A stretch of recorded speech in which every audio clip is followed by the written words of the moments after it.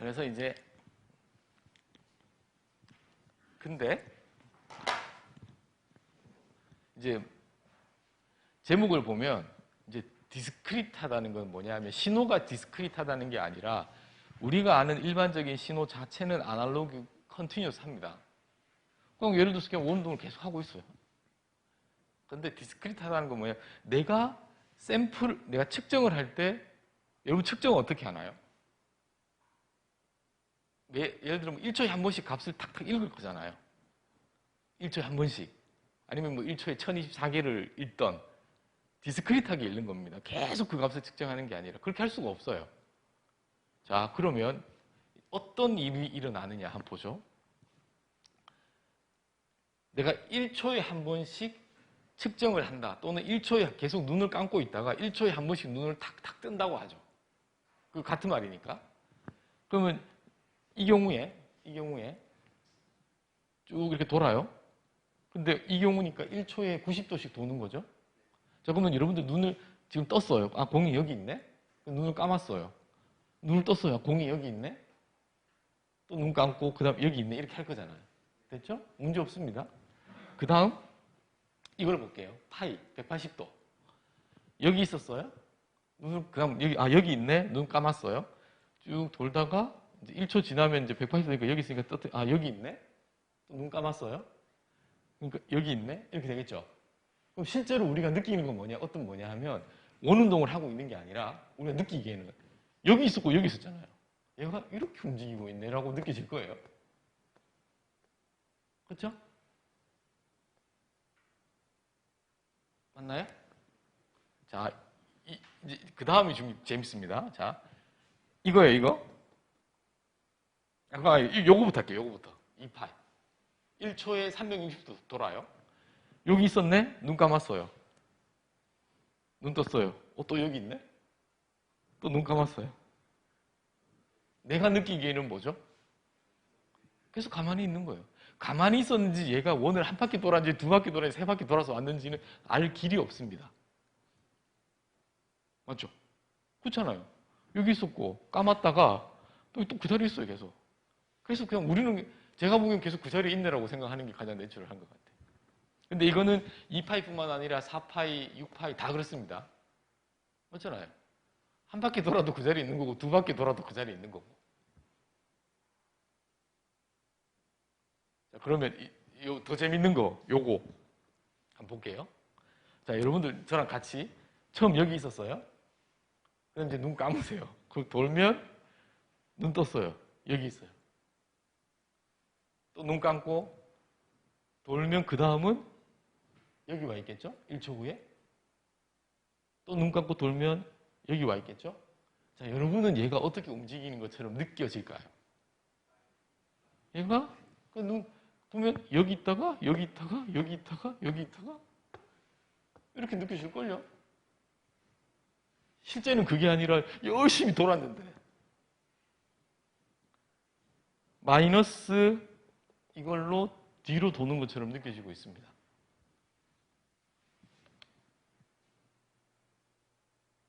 그렇죠? 자, 그러니까 이거는 뭐가 문제냐면 내가 여기 이제 디스크릿 시그널에서만 생기는 문제인데 내가 얼마나 자주 측정을 하느냐 또는 눈을 뜨느냐에 따라서 실제가 아닌 다른 현상처럼 느껴질 수가 있어요.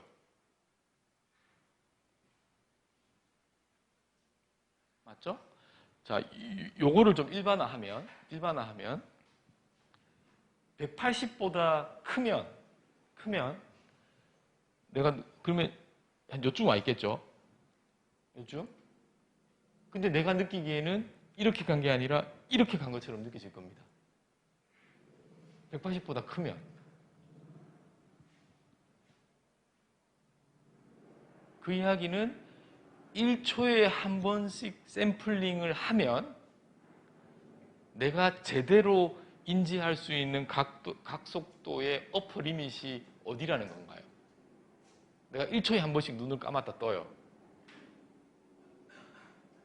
각속도가 얼마보다 크면 그때부터는 내가 잘못 인지하게 되는 거죠.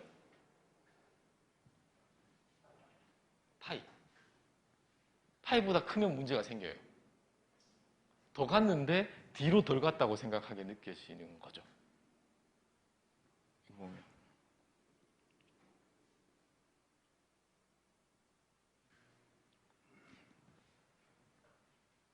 (1초에) 한 번씩 눈을 감았다 뜨면 내가 그 샘플링 레이스로 측정할 수 있는 신호의 주파수의 한계는 파입니다. 그렇잖아요.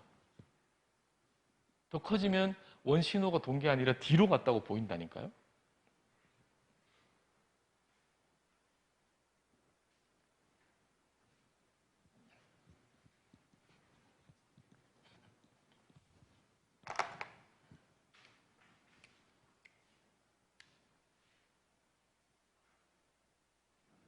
자, 지금 제가 이렇게 1초에 한 번씩 샘플링을 한다고 했죠.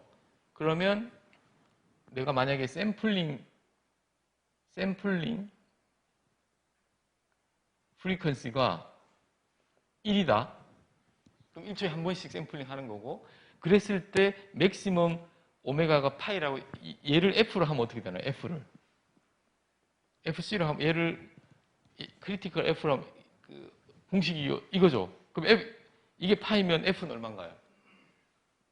이게 파이면 F가 2분의 1이죠. 자, 샘플링 레이스를 1로 했을 때 그러니까 왜곡 없이 측정할 수 있는 맥시멈, 그 신호의 맥시멈 프리퀀시가 2분의 1입니다. 지금 그냥 요 비교를 하면. 진짜? 그러면 예를 들어서 내가 가지고 있는 프리퀀시, 내가 측정하고 싶은 프리퀀시의 범위가 10Hz다. 그럼 샘플링을 최소한 얼마로 해야 된다는 건가요? 최소한. 요 그냥 관계를 보면. 최소한 20Hz 이상으로 해야 된다는 거죠. 최소한. 샘플링을. 이 관계를 보면 내가 보고 싶은 프리퀀시보다 2배 이상 빨리 샘플링을 해야 돼요.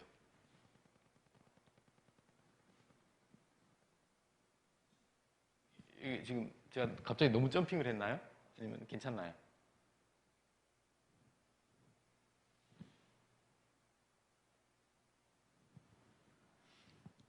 그러면 저 논리를 하면 내가 측정하고 싶은 프리퀀시보다 2배 더 빨리 샘플링, 2배 더 이상으로 샘플링을 해야 된다 그랬어요. 그럼 다시 우리 44.1K 뭐 이거 어제 제가 했었죠. 이 숫자가 어디서 나왔는지. 이건 샘플링 레이시예요.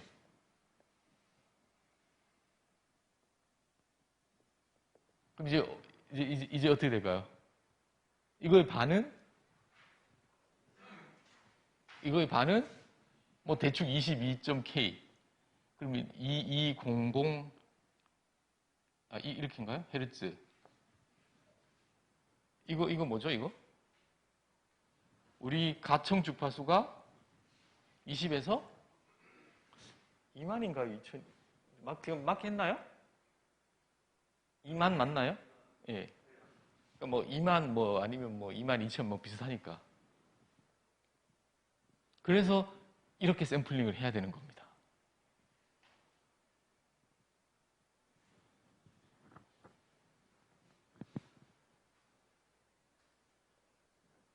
왜냐하면 내가 귀로 들을 수 있는 최대가 여기니까 이만큼 샘플링을 해야 되는 거예요. 이거보다 샘플링을 더 낮게 하면 어떤 일이 벌어지느냐?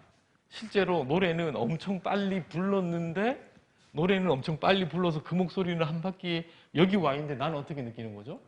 아주 요만큼 돈 거잖아요. 아주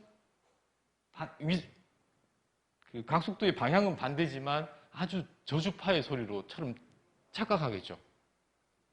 예를 들어서 한 바퀴를 여기 왔다고 치죠. 그럼 실제 내가 노래를 부르면서 낸 소리는 이만큼 돌았는데 그럼 주파수가 높은 거잖아요. 근데 저렇게 샘플링을 잘못해서 듣게 되는 거는 요만큼 아주 저주파 성분처럼 들릴 거예요. 위상은 반대지만. 그러면 안 되잖아요. 그래서 샘플링을 44.1K로 하는 겁니다.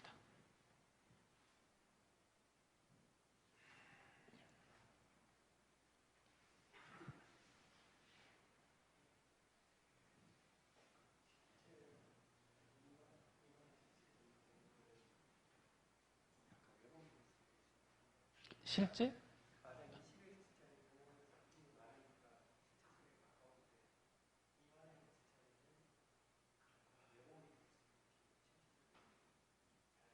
지금 이 경우에는 예를 들어서 2만 헤르츠도 괜찮죠. 지금은. 이거 2배로 했으니까.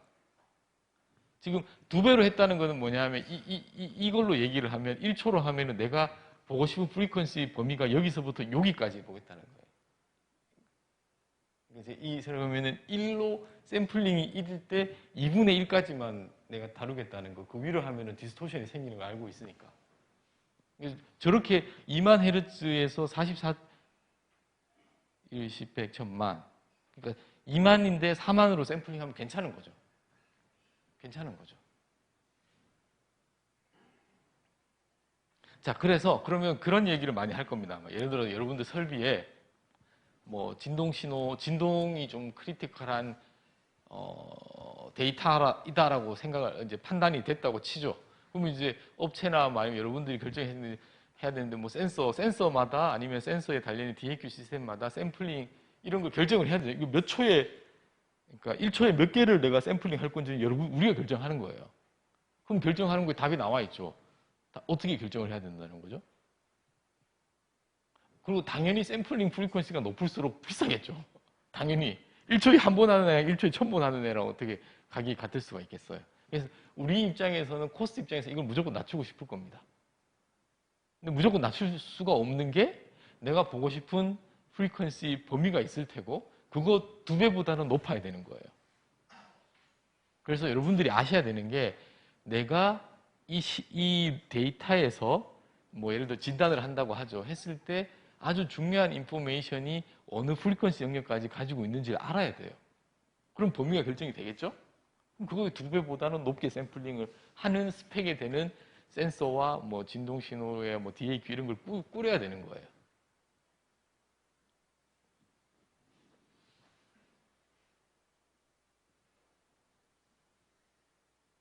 말이 되나요? 네, 좋습니다. 이걸 뭐 유식하게는 뭐라 그러죠? 뭐 나이키스트 크라이테리아 뭐 이런 건데 그냥 여러분들 그거 생각하지 마시고 2배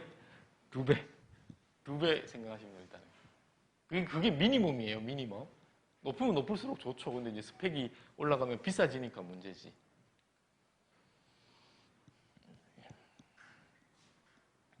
자, 그러면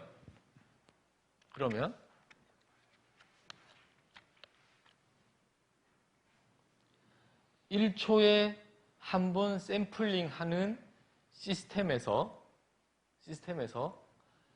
1초에 한 번 샘플링 하는 시스템에서 가장 빠른 신호는 우리가 측정 가능한 가장 빠른 신호는 어떤 걸까요? 1초에 한 번 샘플링을 해요. 얘는 빙글빙글 돌고 가장 빠른 오메가는 얼마일까요? 측정 가능한 왜곡 없이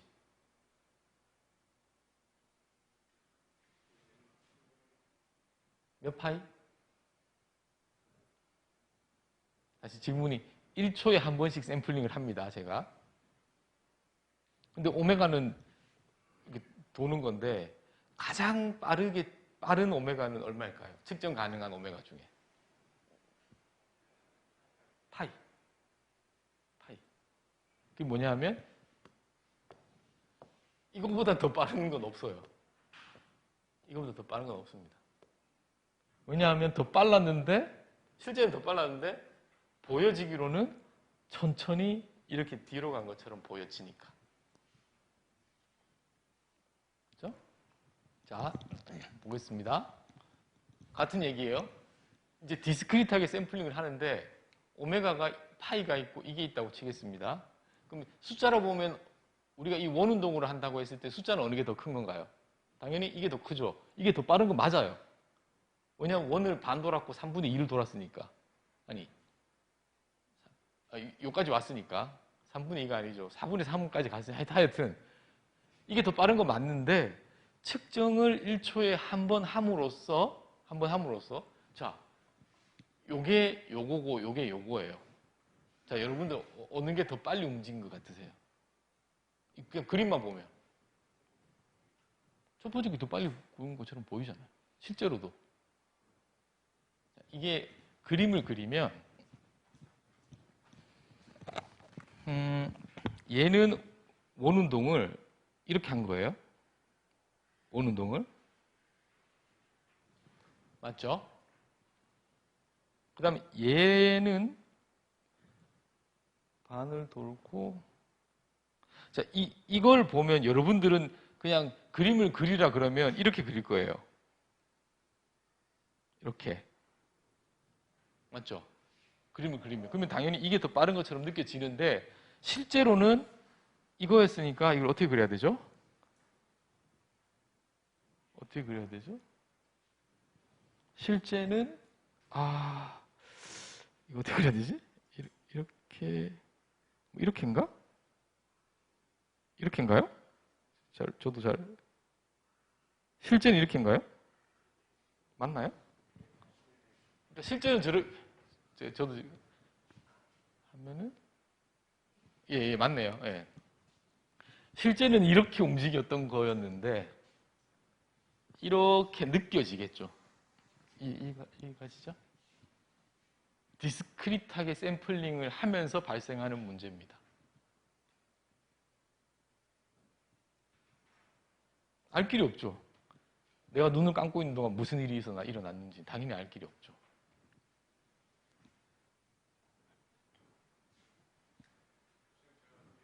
예.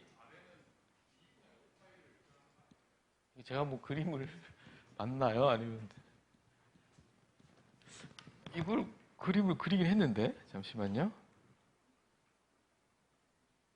그러니까 이것만 보면 우리가 느끼기에는 이렇게 느낄 건데 그래서 이게 더 빠른 것처럼 보인다는 맞고 실제는 이렇게 돌았으니까 한 바퀴 돌고 지금 요렇게 그 다음 요렇게 세 번 만에 여기 오는 게 맞죠? 왜냐하면 아닌데 한 번, 두 번, 세 번, 네 번. 저도 잘 모르겠어요. 어떻게 그려야 되죠? 예. 네. 그러니까 여기 있다가 0으로 실제는 빨리 가서 예. 하여튼 그렇습니다. 예.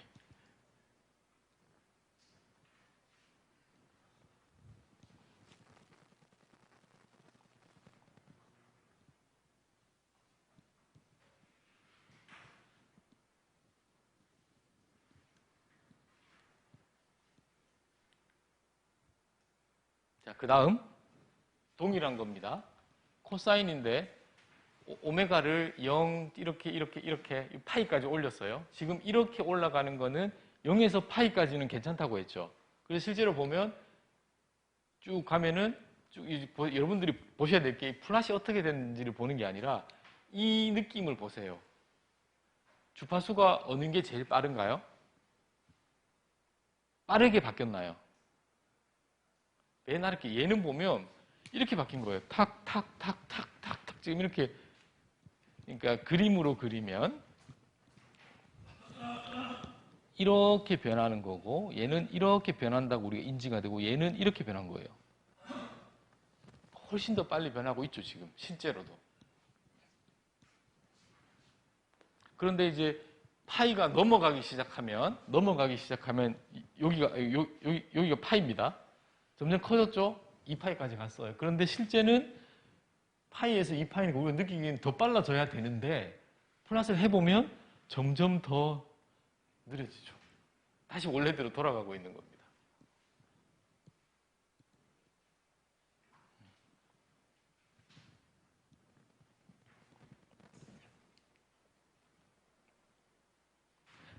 그걸 지금 제가 말씀드린 이 모든 현상을 뭐라고 이야기하냐면 에일리어싱이라고 이야기해요. 에일리어싱이 일어날 수 있다, 일어난다라고 이야기를 해요. 그래서 그냥 한마디로 요약하면 여러분들이 실제로 뭔가 측정을 하실 때 그 샘플링 프리퀀시를 2배 이상 해야지만 에일리어싱이 일어나는 것을 방지할 수 있다, 이렇게 얘기하는 겁니다.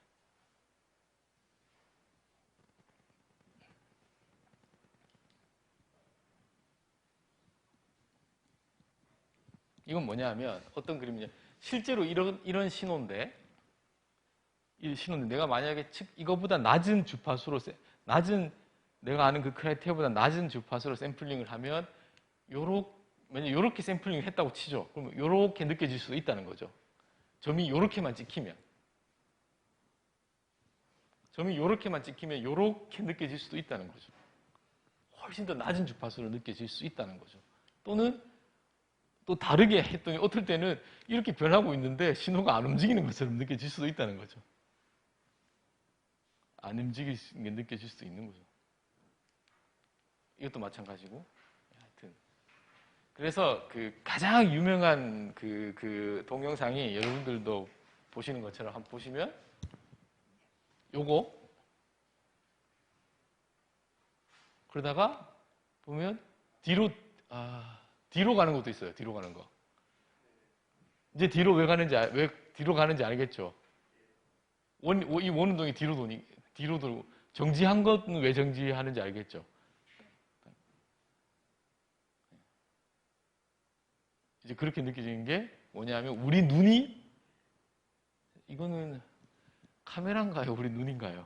뭐 카메라가 됐든 우리가 됐든 누군가는 지금 언더 샘플링을 하고 있는 겁니다. 카메라겠죠? 카메라가 24나 30 프레임을 할 거예요, 초당. 그래서 이런 현상들 주변에서 많이 볼 수 있습니다. 자, 그래서 이제 네? 주기적인 문제에서만. 자, 그러면 또 뭐 이제 그 이야기를 할 텐데,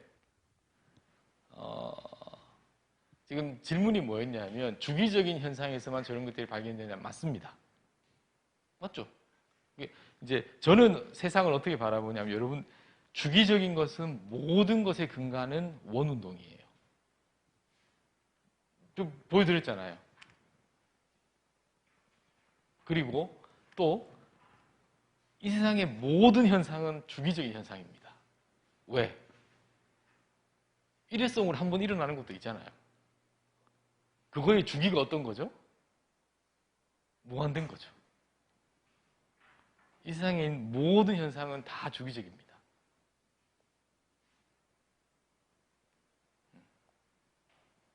이 세상의 모든 현상은 그렇기 때문에 원운동입니다.